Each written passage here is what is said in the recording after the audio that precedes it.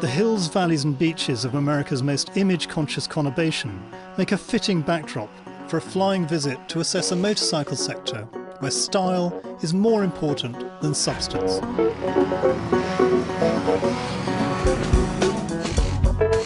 Harley-Davidson as a brand has a cachet like few others.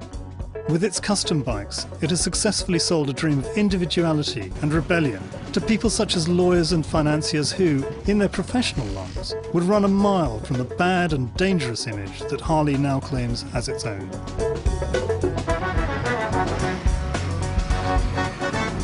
But can heritage and mass-produced individuality sustain this US bike maker through tough times that are forcing all manufacturers to fight harder just to stay in the game? Harley-Davidson, set up in a tiny shack in Milwaukee more than 100 years ago, was not always so pleased to be linked with some of its owners, although it was always happy to sell them bikes. Disaffected veterans returning from the Second World War were the first to be known as outlaw bikers. They used their D-Mob money to buy cheap war surplus bikes, stripped them down for speed, named one of their foremost clubs after a bomber squadron, and went out in search of fun.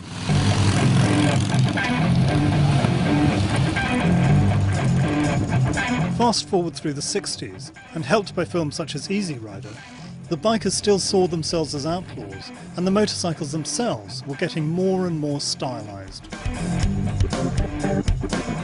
In 1969, Harley-Davidson was bought by American Machine and Foundry, which also made parking meters, and the quality of the bikes went into a steep spiral dive. But just over a decade later, the company was bought by a group that included Willie G. Davidson, grandson of one of the founders. With Willie G. as stylist, the company brought the customizers and the people who liked the raw image of the brand into the fold, rather than trying, and failing, to ignore them. Following that road has meant that more and more of these mass-produced bikes are now sold as customs. We were the biggest manufacturer of motorcycles in 1920. And we were in 68 countries at that time. Customization was already taking place, and that it was becoming more and more of a lifestyle. So customization is just part of our brand, and we hope to continue evolving it and being the #1 in the industry with custom parts available. 30% of Harley's turnover comes from a huge range of extras and accessories. Buyers of new bikes normally spend the equivalent of $2,000 on tuning and cosmetic enhancements, on top of the initial cost, plus $1,000 on clothes. And they often spend that same total each and every year. They're really a piece of art, right? It's like a painting on a wall. Where we really focus is that we like customization that provides function, provides comfort, provides a different look, but it's still very usable. Part of the fun is the artistic ability and the craftsmanship of a lot of our customers and dealers and what they're able to create. They just keep evolving and changing. When you're walking through a rally, you truly never see two Harleys alike. Given that it's mainly about looks and image, this one, the Crossbones, rides and handles surprisingly well.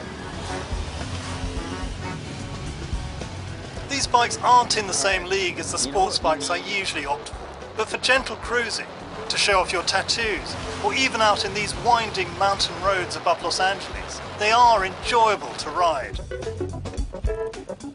It's not surprising that what is now an archetypal purveyor of the concepts of independence and individuality is closely linked with a rock and roll lifestyle. But that does carry with it the danger of narrowing the market. Harley was forced by the downturn to pull abruptly out of the sports bikes it had diversified into, so now almost all of its eggs are in one custom-painted basket. That's a big risk, but given how much loyalty, old and new, there is to this edgy image brand, it seems there's plenty more mileage in Harley's selling of two-wheel dreams. I'm Rohit Jaggi of the Financial Times.